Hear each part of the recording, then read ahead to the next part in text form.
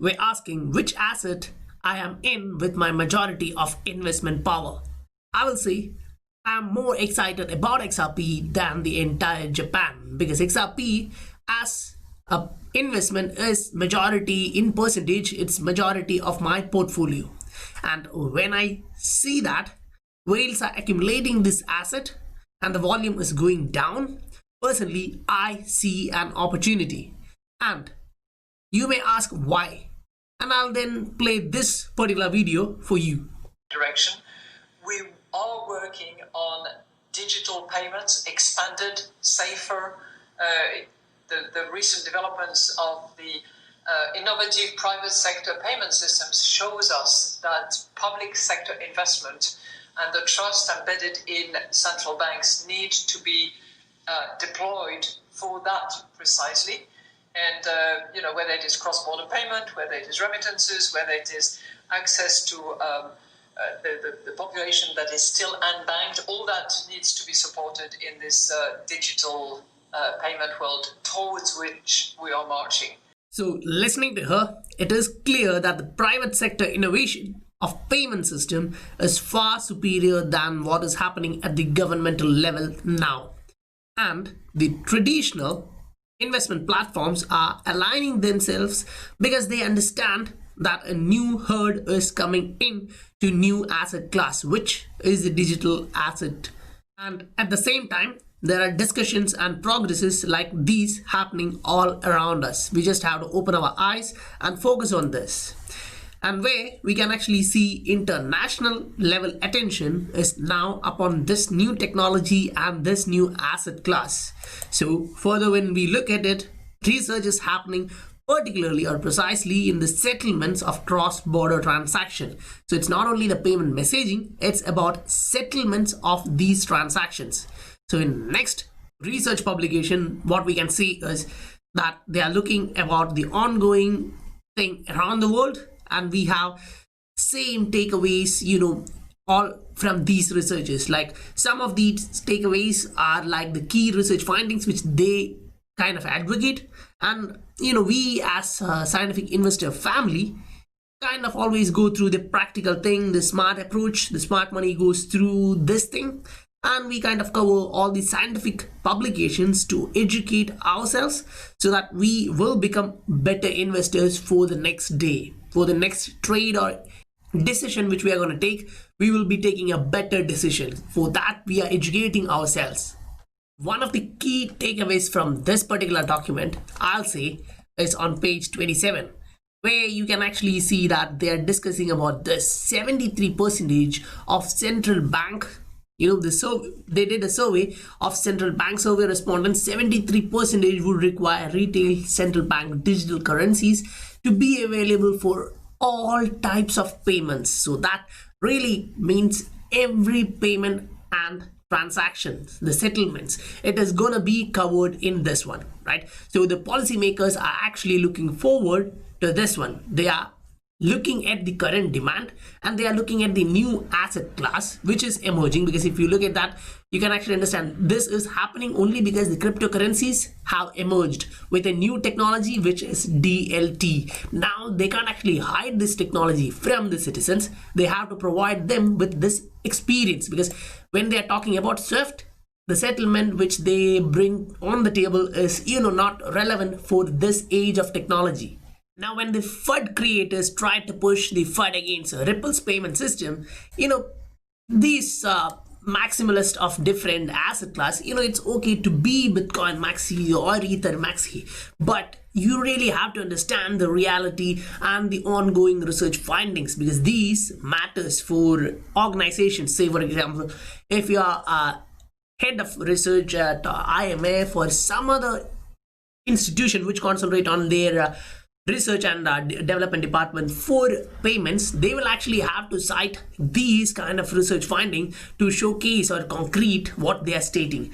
And what you can find when you go through these kind of research articles are like this. Like here, the IOU credit network Ripple is one of the most prominent alternatives in this field. No one can actually deny that, because in this decentralized payment system which everyone is looking at now, this is the real path. Ripple's path-based transaction set it apart from cryptocurrencies such as Bitcoin.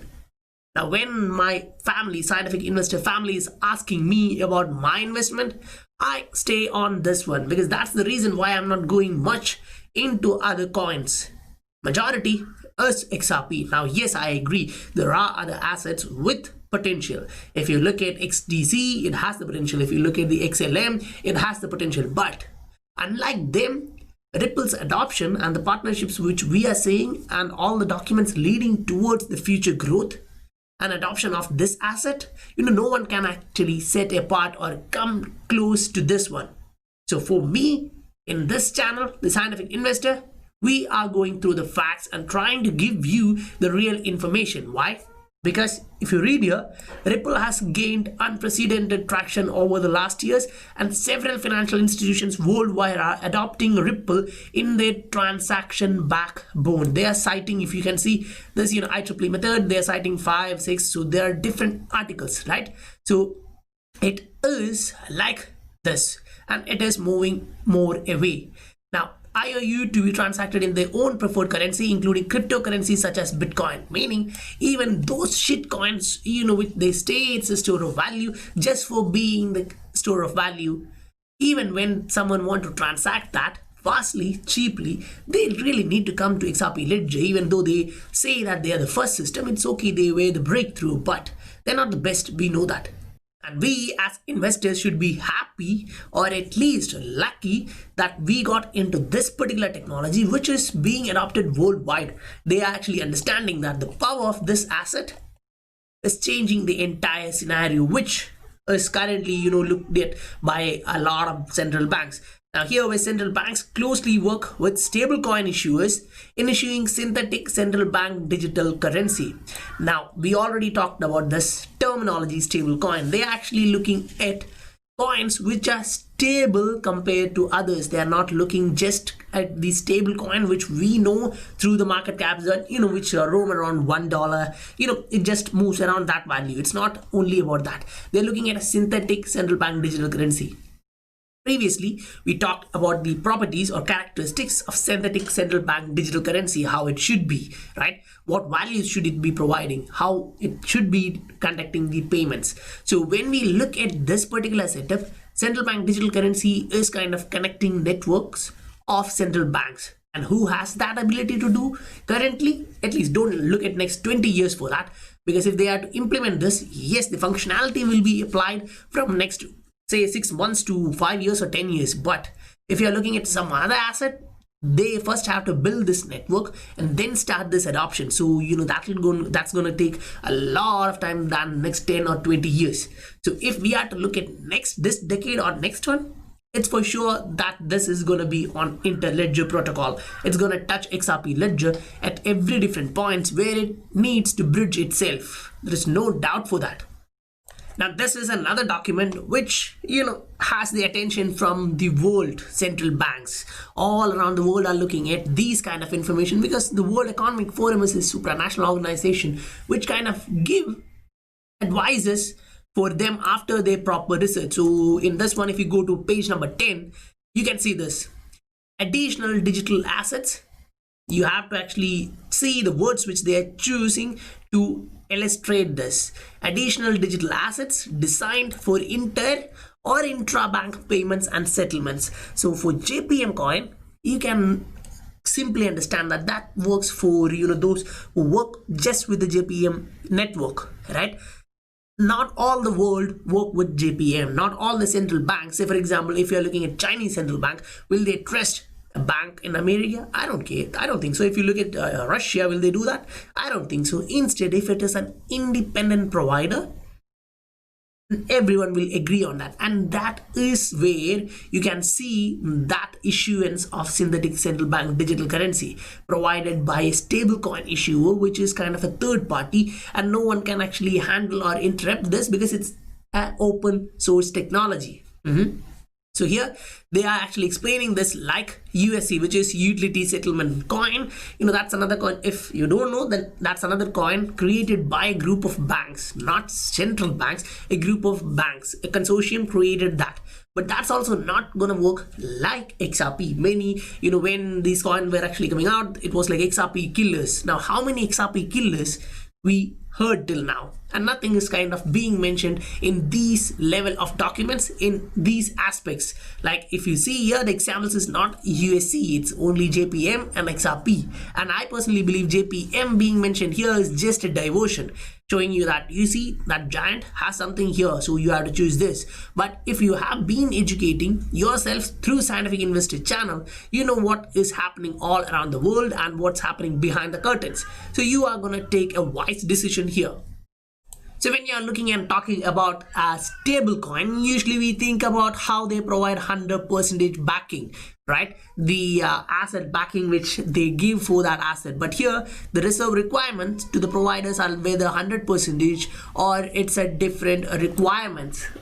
So you can actually understand why they are talking about the hybrid central bank digital currency like this, as in the discussion of future of digital payments, because they are looking at the shadow banking system as well as the narrow banking systems, where you have the reserve system. In the shadow banking system, it's particularly the regulations there, and that is why we are not seeing that push now, because we don't have that much of regulatory clarity as of now.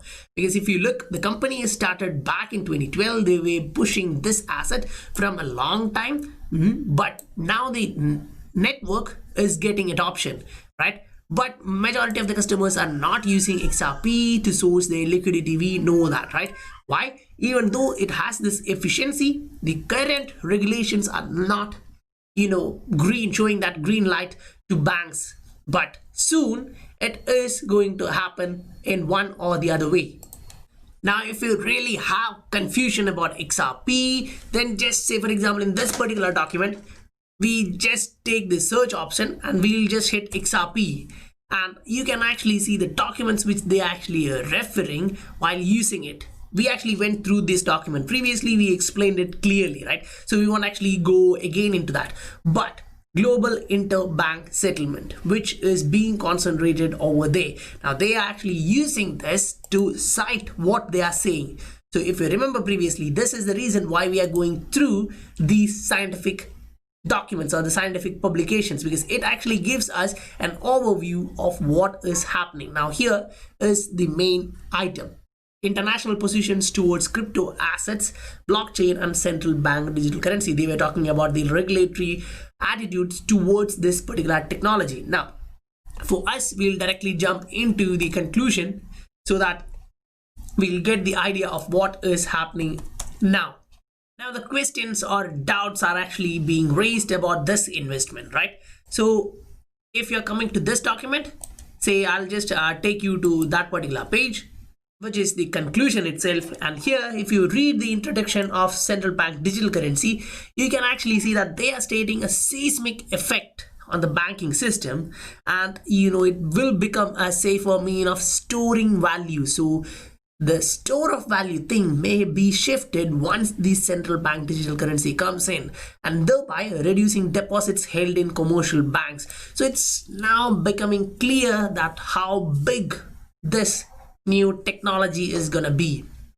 And as an investor, it is still so early. Yes, I agree, this was started back in 2012. We had a couple of booms and busts, but still we are nowhere near the real adoption. And once it pushes, then you can't actually even discuss about this, because the price will be so high and it would be becoming stable at that price level. Say it shoots up 20,000 or 200,000%, and then it comes down 50% from there. Still, it is 100,000% above, right? So there it can be stabilizing for some time and then giving us a surprise and going up again. So that can be a possibility, right? So if you are doubting whether money is going to come out from the initial investments or traditional investments like savings, just savings, or other traditional investments like mutual funds and other things, the common man is actually going to understand this at some point, but I'm sure that's going to be a bit late, and the price of these assets would be so high by then, and the early adopters would be rewarded by that time. So as guys who came into this technology in its early days, we can actually understand that this are actually happening. Literally, countries are actually deciding like this. Investors from Japan is deciding like this. We are actually seeing whales doing this. In yesterday's video, we actually kind of went into that fully. We showed you, and I saw some discussion in social networking sites that no, that can be some kind of payments, that can be some kind of something. Come on guys, be practical, be mature. We are here as investors and we are looking at these things as an investor. When we see that mutual fund giant Vanguard is coming into this one to actually do these things, come on, be serious, because we can actually deny that this is the truth. The FX announcement follows a digital asset-backed securities pilot that Vanguard announced and the completion of earlier this month. So you can actually understand that they are recognizing this asset class. Denying this asset class is going to at least reduce their tax. They can't actually tax them during a bull market and their profits. They can't actually do that. So for them, they will actually come out and make these restrictions, because now banks, central banks are actually preparing themselves to come out and say we are ready. Like Italian banks are ready to try a digital euro. And some time while, say back 3 months, 6 months, I don't actually remember the exact time, but Italian banks were running in R3. They were ready to do the settlements in a digital asset. If you remember that statements previously, you would understand what is happening there. So if central banks are ready for their euro, and say ECB is coming kind of ready, and Italian banks, an entire nation within Europe, is kind of saying this. So once it is going to come outside, this type of gains are going to be followed. This particular article, it's actually stating that we are going to see this, which forecast kind of 8,800% gains just in next year, which is really huge considering, say, we are just around 0.17, 0.18 now, and predicting this 8,800% is really high. So if you go through these different articles, you can actually see that they are claiming that it is going to reach that high, considering its previous gains, what it has actually done. But personally, I will say 2021 and 8,800% is not that a big deal, because if you look at the last cycle, you actually saw that the price from its bottom actually went 140,000% up till the all-time highs from that bottom of that cycle. So currently, if we are going to repeat that, then majority of us have positions at least around 0.12, 0.13 during that previous low, or 0.14 at least, right? So for those positions, it's gonna actually get much more than this, because based on yesterday's video, we understood that there will be stability in the price and the push up or the mark up will be sudden and explosive. And like last cycle, it would be like 1, 2, or 3 push ups. Say the markup would be like a boom, it goes up, then it corrects back, boom, suddenly. So if you are able to take your profit at that point, well, otherwise you still have to wait for that entire consolidation period to end and then the next burst to happen. So once it happens, it will be like 2 or 3 bursts like last time. And I hope history actually rhymes itself, right? It at least does that. So being here, understanding that that happened previously, this is the history of that asset and this is the fundamental. If you want to deny this, you can. But I believe the scientific investor family and me in one side are actually reading the same page and we are all on the same page. If you guys are still with me with this information and if you like the content, please do support the channel, hit that like button. And if you haven't subscribed to the channel yet, please hit that subscribe button as well. I'll meet you guys on the next one. Bye for now.